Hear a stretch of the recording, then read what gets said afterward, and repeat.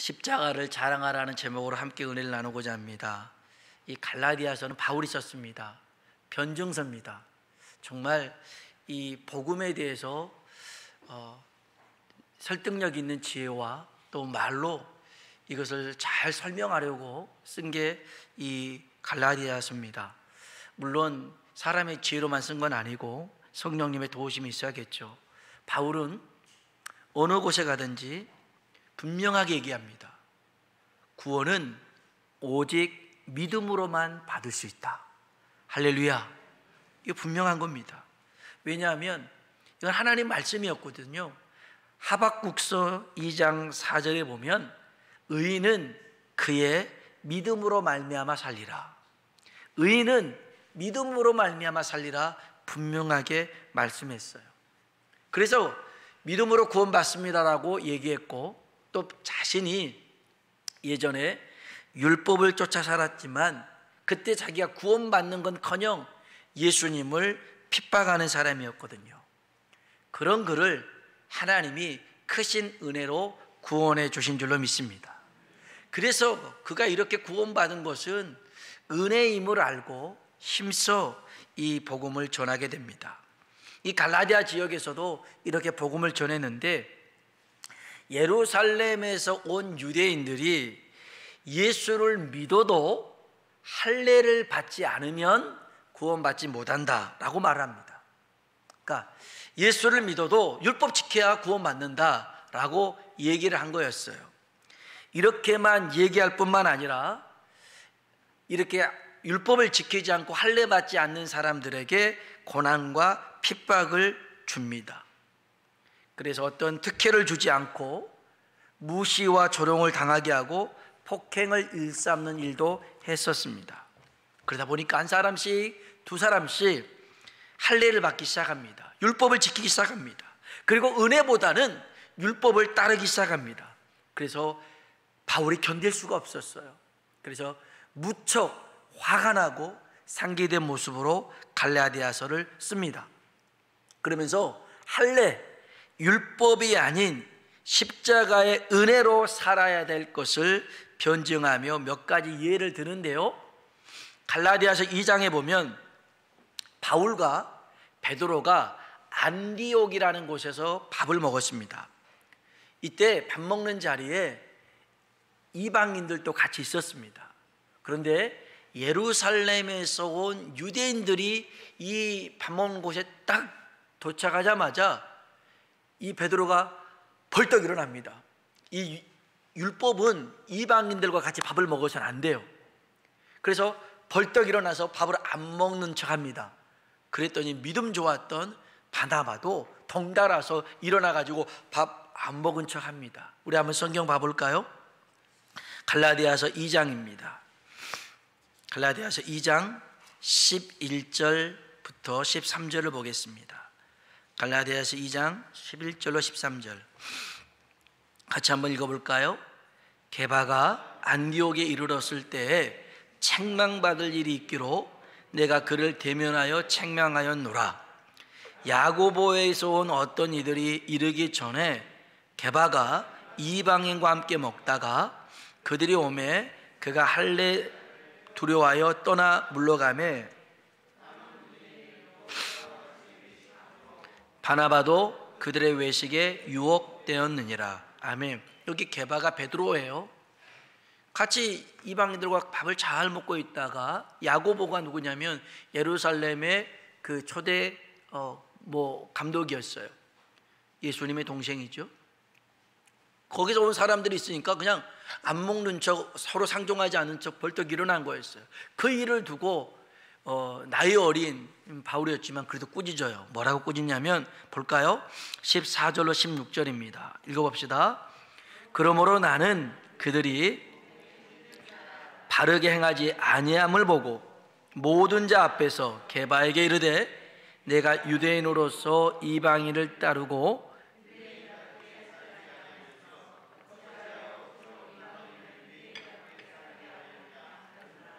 우리는 본래 유대인이요 이방지인이 아니로되 사람이 의롭게 되는 것은 율법의 행위로 말미암음이 아니요 오직 예수 그리스도를 믿음으로 말미암은 줄 알므로 그리스도 예수를 믿나니 이는 우리가 율법의 행위로서가 아니고 그리스도를 믿음으로써 의롭다함을 얻으려 함이라.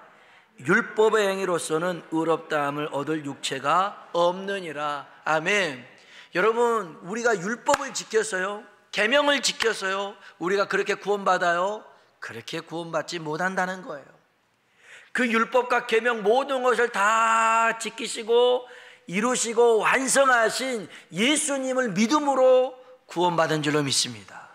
이걸 은혜라고 합니다. 은혜라고 하는 거예요.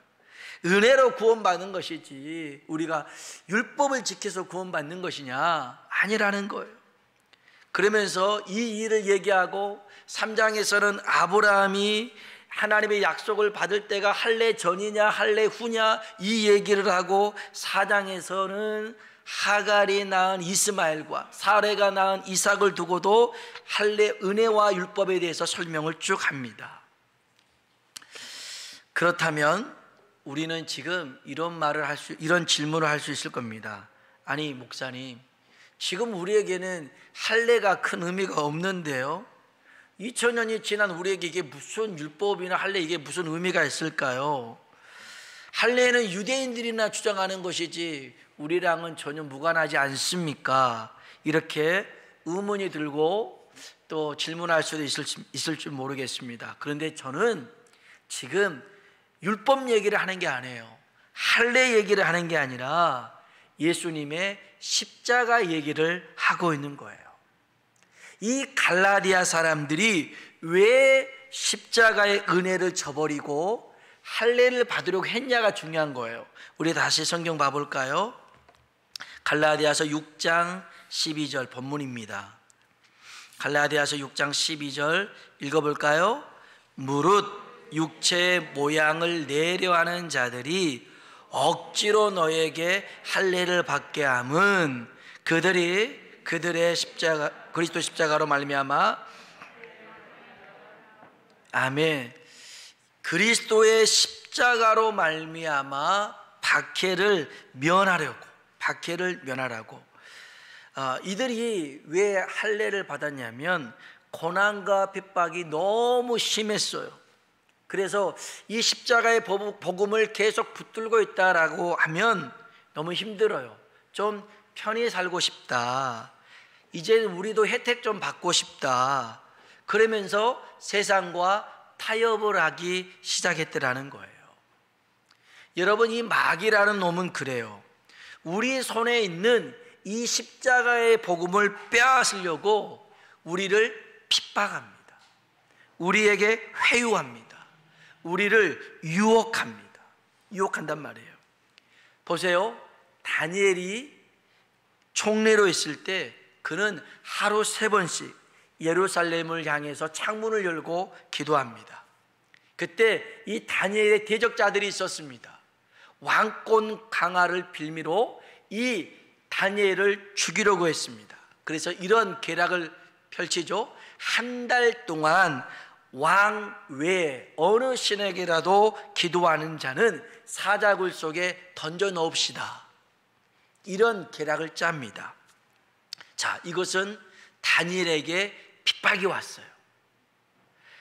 하루에 3번씩 하나님께 기도했던 사람이 하나님께 기도하면 사자굴 속에 던져진다. 이거 무시무시한 핍박이죠.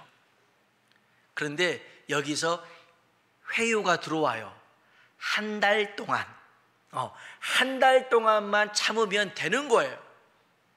그러니까 이런 핍박이 있어도 그래 한 달 동안만 참지, 이렇게 자기 자신을 다독거릴 수 있어요. 아니면 겉으로는 기도하지 않아도 속으로 기도하면 되잖아요. 문 닫고 기도하면 되잖아요. 이거 얼마나 괜찮은 유혹 아닙니까? 그런데 다니엘은 사자굴 속에 던져진다는 핍박이나 한 달 동안만 참자라는 그런 회유나, 그리고 또 기도할 때 문을 열고 기도하고 닫고 기도하는 이런 유혹들을 참으면 될 것인데, 다니엘이 선택한 길은 어떤 길이었냐면 정면 돌파였더라는 거예요. 죽더라도 하나님께 기도할 것이다. 다니엘이 선택한 그 길에 하나님은 가까이 기다리고 계신 줄로 믿습니다. 우리 성도들이 걸어가야 될 길이 바로 이겁니다. 핍박이 있습니다. 유혹이 있습니다. 누군가 회유를 합니다. 그럴 때 여러분 거기에 타협하지 말고 물러서지 말고 정말 정면 돌파하더라도 일사각오의 정신으로 물러서지 않고 이 복음을 붙들고 나아가는 하나님 사람 되길 주님의 이름으로 축복합니다. 바울은 할례를 받지 않아도 돼 이렇게 말할 뿐만 아니라 오히려 십자가를 자랑해라, 이것이 우리의 본분이다, 이렇게 명령하고 있습니다. 14절 한번 볼까요? 14절 읽어봅시다. 그러나 내게는 우리 주 예수 그리스도의 십자가 외에 결코 자랑할 것이 없으니 말미암아 세상이 나를 대하여 십자가에 못 박히고 내가 또한 세상을 대하여 그러하니라. 아멘, 아멘. 여러분, 우리가 이 십자가를 자랑해야 되는 이유가 있습니다. 신약시대의 이 십자가는요, 가장 저주받은 형벌의 그런 방법이었지만, 그래서 로마인들이 자기 민족에게는 이 형벌을 행하지 않습니다. 노예나 식민지 사람들에게만 처형했던 방법이었습니다. 지금이 아닌 2000년 전에는 십자가는 저주였어요. 수치였단 말이에요. 지금 이 얘기는 지금 우리가 목에 걸고 있는 십자가가 아니에요. 우리가 지금 반지에 있는 십자가 문양이 아니에요. 지금은 십자가가 자랑스럽죠. 교회마다 십자가 걸어놓고 얼마나 이 십자가가 우리가 자랑거리입니까? 그런데 2000년 전만 해도요, 이 십자가는요 수치와 모욕이었단 말이에요. 부끄러움이었어요. 그런데 바울이 이 십자가를 자랑하라는 거예요. 자랑하라는 거예요. 왜요? 그냥 십자가가 아니라 여기 14절에 그러나 내게는 우리 주 예수 그리스도의 십자가 외에 결코 자랑할 것이 없으니. 아멘. 예수 그리스도께서 죽으신 그 십자가가 우리의 자랑이 되어야 될 줄로 믿습니다. 왜냐하면 예수님이 십자가에서 달리신 그 십자가의 의미는 첫 번째로 하나님의 놀라우신 사랑이라는 것입니다. 예수님이 십자가에 죽으신 것은 하나님이 우리를 사랑하는 증거인 줄로 믿습니다. 그래서 우리를 대신해서 예수님을 십자가에 못 박게 하셨는데요, 우리의 죄의 대가를 우리에게 묻지 않고 예수님에게 물어서 그 대가를 치르게 했습니다. 잘못은 우리가 했는데 벌은 예수님이 받으신 거예요. 왜요? 우리를 사랑하시기에. 아무 죄도 없고 또 아무 잘못도 없는 예수님을 대신해서 십자가에 죽게 하고 우리를 살리시고 우리를 사랑하신 줄로 믿습니다. 전주의 화산동에는 군산 영명고등학교 학생들이 성금을 모아서 데이비스 선교사님 기념비를 세워놨습니다. 이 데이비스 선교사님의 본명은 린니 데이비스 해리슨인데요, 한국에 파송된 최초의 선교사입니다. 여자분인 선교사였어요. 1896년 군산에서 아이들과 부녀자들을 대상으로 선교를 합니다. 그리고 결혼한 후에 전주 서문 밖에서 약방을 개설해 가지고 환자들을 치료하며 선교합니다. 그리고 자신을 파송한 미국 선교부의 지원을 받아서 본격적으로 의료 선교를 하고 거기에 병원을 설립합니다. 그 병원이 전주 예수병원입니다. 지금도 전주에는 예수병원이 있습니다. 이 데이비스 선교사님은 누구보다 열정이 강했는데요, 집집마다 가가호호 방문하면서 전도를 했는데 이 여자 선교사님이, 그러니까 지금부터 100년이 훌쩍 넘었잖아요. 외국인 선교사님입니다. 그런데 이 조선 땅에 와서 집집마다 돌아다니면서 예수님을 전합니다. 십자가의 복음을 전합니다. 어느 날 한 해는 1년 동안 1885명을 전도했다라는 기록이 있습니다. 할렐루야. 놀랍지 않습니까? 말이 잘해서 그랬겠어요? 얼마나 서툴겠어요? 말도 서툴고 문화도 모든 게 다 달랐겠지만 그 집집마다 돌아다니면서 복음을 전할 때 1885명이 예수님을 믿게 되었어요. 자기의 몸을 돌보지 않고 전도하다가 특별히 어린이를 사랑하면서 예수 병원에 입원했던 어린이를 돌보다가 열병에 전염됐어요. 그래서 41살의 나이로 순교를 합니다. 이 데이비스 선교사님 그 기념비에는 이렇게 적혀 있습니다. 생명을 바쳐 선교한 여장부. 생명을 바쳐 선교한 여장부. 이 데이비스 선교사님이 이렇게 헌신할 수 있었던 이유가 있습니다. 그건 어머니로부터 배운 십자가의 사랑이었습니다. 이 데이비스가 어렸을 때부터 아이야, 하나님이 너를 사랑한단다. 그래서 너의 잘못을 대신해서 네가 복을 받아야 되는데 하나님이 너 대신에 예수님을 십자가에 죽게 해서 너를 용서하고 너를 사랑했단다. 이 얘기를 계속 불러줬어요. 계속 얘기해 줬어요. 처음에는 몰랐는데 자꾸 듣다 보니까 알게 돼요. 우리 이제 어떤 아이가 한 6살, 7살이 아이인데 찬양을 부르더라고요. 그 찬양이 무슨 찬양이었더라? 아무튼 복음성 가는데 뭐 나는 주님의 거, 뭐 내 자신을 하나님께 드립니다, 막 이런 찬양이었어요.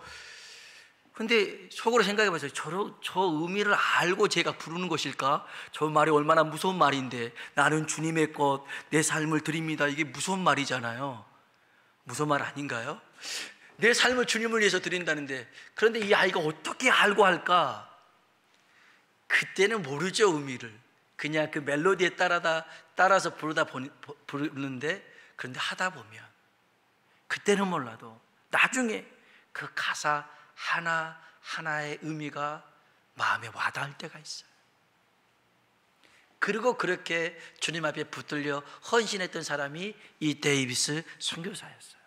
그녀는 십자가 사랑에 감격이 있기에 전도를 했고 가난한 사람을 돌볼 수 있는 선교사님이 되었어요. 오늘 우리들에게도 예수 그리스도의 십자가가 하나님의 큰 사랑으로 다가오길 주의 이름으로 축원합니다.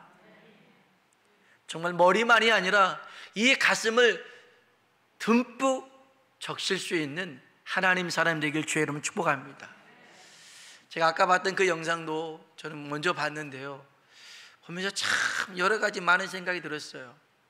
남편들을 그렇게 죽였던 그 사람들에게 또 가고 싶을까? 봤을 때 저놈이 죽였나, 이놈이 죽였나, 어떤 놈을 내가 죽여야 될까, 그런 생각 안 들었을까? 그런데 또 가서 그냥 내가 누구다가도 말도 하지 않고 주의 사랑 나누는 모습들, 굉장히 큰 충격이었고 도전이었어요. 어떻게 가능해요? 하나님의 사랑이 그 부인들의 마음을 점령했기 때문에, 충만히 채웠기 때문에 가능한 일인 줄로 믿습니다. 여러분, 우리는요 발광체가 아니에요. 반사체예요. 우리 스스로는 빛이 없어요. 마치 달이 햇빛을 받아서 그 빛을 반사하는 것처럼 우리도요 하나님의 사랑을 받아서, 하나님의 은혜를 충만히 받아서 이것을 나눌 수 있어야 될 줄로 믿습니다. 내 스스로는 나오지가 않아요. 그래서 먼저 이런 하나님의 큰 사랑이 우리 가운데 임하길 주의 이름으로 축복합니다. 두 번째는요, 우리 주 예수 그리스도의 십자가는 뭐냐면, 한번 따라합시다. 하나님의 능력이다. 아멘. 예수님의 십자가는 하나님의 사랑이고요, 하나님의 능력입니다. 고린도전서 1장 8절에 십자가의 도가 멸망하는 자들에게는 미련한 것이요 구원을 받는 우리에게는, 한번 따라합시다, 하나님의 능력이라. 하나님의 능력이라. 아멘. 하나님의 능력이 십자가인 줄로 믿습니다. 여러분, 성도의 능력은 다른 어떤 것이 아니라 십자가가 능력입니다. 재능이 없어도 십자가는 있어야 되고, 재주는 없어도 십자가는 있어야 되고, 재물은 없어도 십자가는 있어야 될 줄로 믿습니다. 십자가를 붙들어야 됩니다. 영국의 전도자입니다. 설교자였던 조지 휘필드라는 목사님이 있는데요, 유명한 부흥사입니다. 이분이 십자가의 복음을 얼마나 놀랍게 능력 있게 전했는지, 한 번은 그 미국의 조나단 웨드워드 목사님 교회에 이분이 부흥회를 하러 가셨어요. 그리고 설교를 합니다. 이 필드 목사님이 설교를 했을 때 많은 사람들이 회심하기 시작했습니다. 그 상황을 이 조나단 에드워드 목사님 그 사모님이 경험을 했어요. 그리고 자기 동생 제임스에게 이렇게 편지를 보냅니다. 복음을 들은 사람들이 그날로 새로운 생각, 새로운 소원, 새로운 목적, 새로운 삶이 시작된 날로 여겼다. 하나님 말씀을 들었는데 그 순간 나는 이제 새로 태어났어. 내 꿈은 달라졌어. 내 삶의 의미는 달라졌어. 내 삶의 목적은 달라졌어. 사람들이 이렇게 변화가 일어났더라는 것입니다. 맥컬로게라는 사람은 조지 필드의 설교를 들은 사람들에 대해서 이렇게 평가를 했는데요, 한번 들어보십시오. 말씀의 능력 아래 들어온 사람들은 저주와 욕설과 술 취함을 포기했다. 불의한 행동을 뉘우치게 했고, 복수심에 가득 찬 사람은 용서를 베풀게 했다. 사람들로 하여금 하나님의 말씀을 배우는 학생으로 만들었고, 천국에서 아버지와 교제하려는 생각을 가지려 노력하게 만들었다. 십자가의 복음을 통해 나타난 하나님의 능력이었더라는 것입니다. 여러분, 이 십자가의 복음을 믿으면 하나님의 능력으로 삶의 변화가 올 줄로 믿습니다. 변화가 옵니다. 지난 금요일 날 이제 금요 집회를 마치고 이제 몇 번 성도님들 이제 모셔다 드리고 집에 가는 길이었습니다.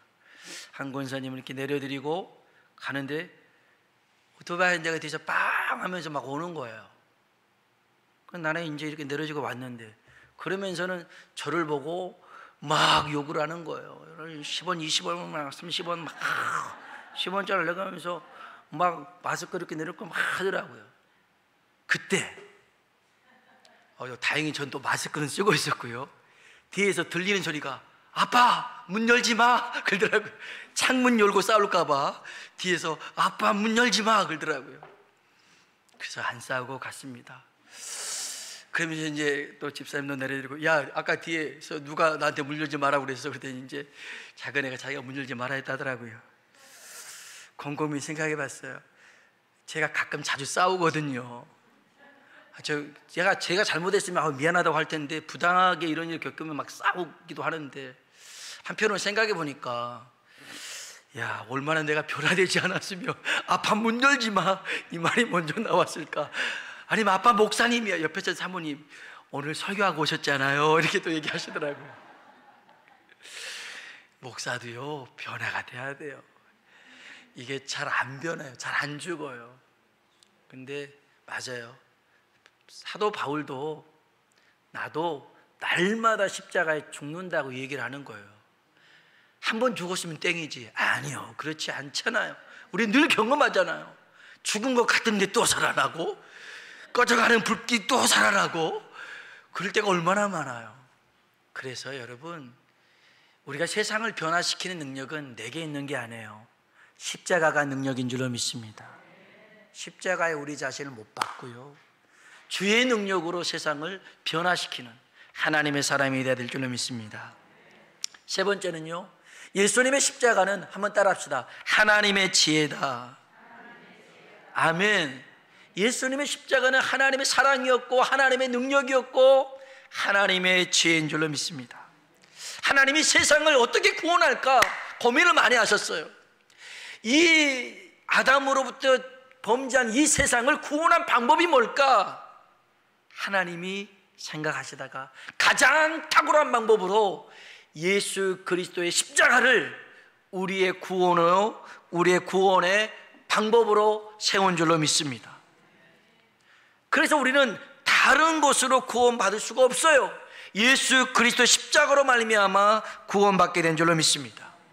세상을 구원하시고자 하시는 하나님의 모든 수고와 계획과 노력이 이 십자가 안에 다 포함된 결정체였더라는 거예요.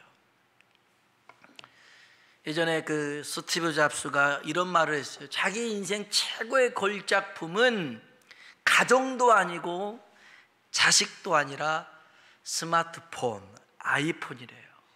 아이폰. 그 미국의 기업 중에요, 공산권에도 들어간 기업이 있어요. 적성국에도 들어간 기업이 있어요. 미국도 외교관을 파견하지 못한 곳인데 미국의 기업이 들어갔어요. 코카콜라예요. 코카콜라는요, 전 세계 어디든지 다 들어가 있어요. 근데 어떻게 이게 가능하냐면 이 코카콜라 사장이 미친 듯이 처음에 이 코카콜라 판매 이것에 대해서 막 열의를 가졌어요. 그는 심지어 이런 말도 했어요. 내 혈관 속에는 피가 흐르는 게 아니라 코카콜라가 흐르고 있다. 말 같은 소리를 해야죠. 무슨 코카콜라가 혈관 속에 흘러요. 그 정도로 이 사람의 열정이 대단하다 보니 코카콜라가 안 들어간 나라가 없더라는 거예요. 그렇지만 보세요. 아이폰이든 코카콜라든 그게 이들의 영혼을 구원하는 건 아니더라는 거예요. 아니에요. 그로 인하여 부는 얻었을지 모르겠지만 그것 때문에 천국에 갈 수 있는 건 아니더라는 거예요. 세상의 지혜를 가지고서는 우리가 이 하나님의 구원의 방법을 알 수가 없어요. 그래서 알 수 있는 길을 하나님께서 십자가로 열어놓으신 줄로 믿습니다. 그래서 고린도전서 1장 24절에 그리스도는 하나님의 능력이요 하나님의 지혜라고 말씀하고 있습니다. 여러분, 오늘 이 하나님의 사랑, 하나님의 능력, 하나님의 지혜, 이 십자가를 붙들고 승리하며 살아가길 주의 이름으로 축복합니다. 끝으로 사도 바울은 갈라디아서 6장 14절에 아주 의미심장한 발언을 합니다. 우리 마지막으로 6장 14절 한번 볼까요? 읽어보겠습니다. 그러나 내게는 우리 주 예수 그리스도의 십자가 외에 결코 자랑할 것이 없으니 그리스도로 말미암아 세상이 나를 대하여 십자가에 못 박히고 내가 또한 세상을 대하여 그러하니라. 아멘. 무슨 말입니까? 십자가는 버림받고 버리는 곳이라는 거예요. 예수님의 십자가는 세상으로부터 버림받았고 또 예수님이 세상을 버린 곳이죠. 바울의 십자가도 마찬가지입니다. 세상으로부터 버림받은 곳이 십자가였고 세상 모든 즐거움, 유익, 재미 그 모든 것을 버린 곳이 십자가였더라는 거예요. 여러분 생각해 보세요. 여러분은 어떤 십자가가 있습니까? 내가 예수님을 믿는 거로 인하여 예수님의 십자가를 인하여서 내가 세상으로부터 불이익을 당해 보셨습니까? 손해를 당해 보셨습니까? 무시를 당해 보셨습니까? 우리는 그런 거를 잘 겪어보려고 하지 않아요. 그런 것에 대해서 불편해해요. 힘들어해요. 다른 사람이 내게 무슨 소리 하는 것 자체를 싫어하는 경우가 있어요. 설령 내가 정말 예수님을 전하다가 이런 일 당하는 것조차도 우리는 원치 않아요. 그래서 침묵에 버릴 때가 있어요. 핍박, 유혹, 회유 그런 것들 일찌감치 포기해버리고요 그냥 있는 듯 없는 듯 살아가요. 여러분, 십자가는요, 예수님의 십자가는요, 이런 세상으로부터 불이익을 당했고 고통을 당했던 것이 십자가예요. 그래서 바울은 그 고백해요. 한번 봐보시겠습니까? 여기 6장 17절입니다. 6장 17절, 갈라디아서 6장 17절 읽어볼까요? 이후로는 누구든지 나를 괴롭게 하지 말라. 내가 내 몸에 예수의 흔적을 지니고 있노라. 아멘.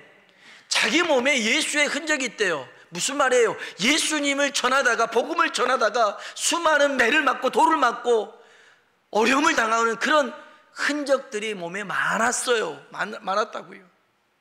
여러분은 복음을 위해서 어떤 흔적이 몸에 있고, 어떤 흔적이 마음에 있고, 어떤 흔적이 여러분의 기억 속에 있습니까? 주님을 위해서 고난받는 것 자체도 우리는 두려워하고 회피한다면 어떻게 내가 주님 앞에 설 수가 있겠습니까? 또한 우리는 이 십자가 때문에 이제는 세상을 버릴 수 있어야 돼요. 내가 좋아하는 것, 더러는 내가 아끼는 것, 내가 사랑하는 것이라도 십자가로, 예수님의 십자가를 위해서 버릴 수 있어야 돼요.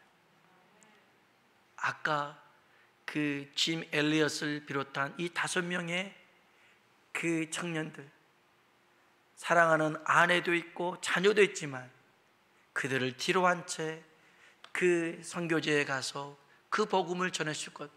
누구나 편하고 싶어 해요. 누구나 좋은 직장 다니고 싶고요. 누구나 다 잘 살고 싶어요. 그러나 짐 엘리엇이 얘기했던 것처럼 영원한 것을 바라보고 잠깐의 것을 포기할 줄 아는 사람은 지혜로운 사람입니다. 오늘 저와 여러분이 이러한 사람 되길 주님의 이름으로 축원합니다. 기도하겠습니다.